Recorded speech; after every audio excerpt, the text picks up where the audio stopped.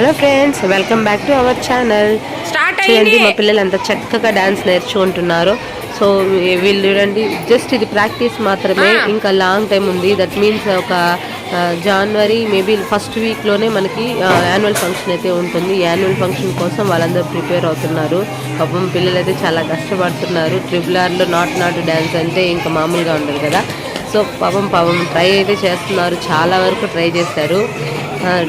Practice maybe A man become a perfect అంటారు కదా. So అలాగే వాళ్ళు చాలా చక్కగా అయితే పర్ఫామ్ చేస్తున్నారు. వాళ్ళ అవుట్పుట్ అనేది తెలియాలి అంటే మనం అప్పటి వరకు అయితే వెయిట్ చేసి చూడాల్సిందే. సో మీరందరూ వాళ్ళ లాస్ట్ వీడియో చూసి నాకు సపోర్ట్ చేస్తారని అనుకుంటున్నాను.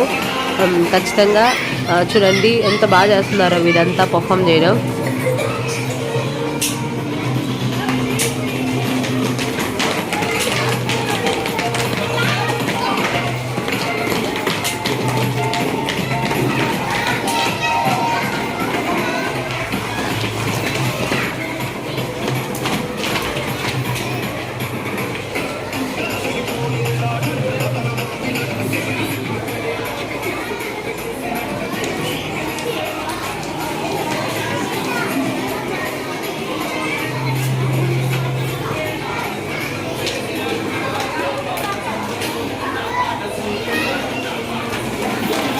చాలా చిన్న స్టెప్స్తోనే స్టార్ట్ చేస్తున్నారు.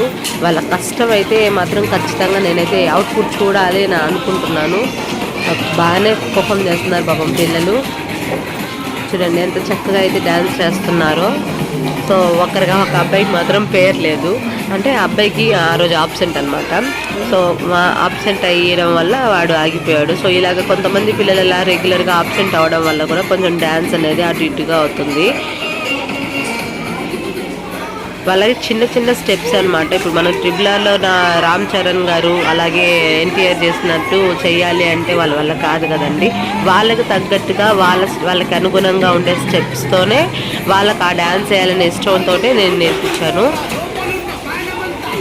వాళ్ళ పర్ఫామ్ అంతా ఒక సింగిల్ టేక్లో అయితే నేర్చుకున్నారు. దట్ మీన్స్ అంటే ఒక 1 డేలోనే కొంచెం స్టెప్స్ అని నేర్పిస్తూ ఉంటే వాళ్ళు నేర్చేసుకున్నారు అనమాట. 1 డేలోనే మొత్తం సాంగ్ స్టెప్స్ అని నేర్చుకున్నారు.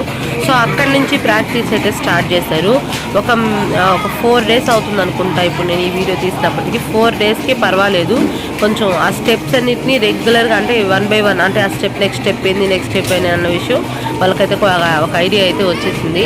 సో నెక్స్ట్ ఎలా అంటే వాళ్ళకి ప్రాక్టీస్ అయితే కావాలి. ప్రాక్టీస్ ఉంటే ఇంకొంచెం బాగా పర్ఫామ్ చేస్తారని అనుకుంటున్నాను.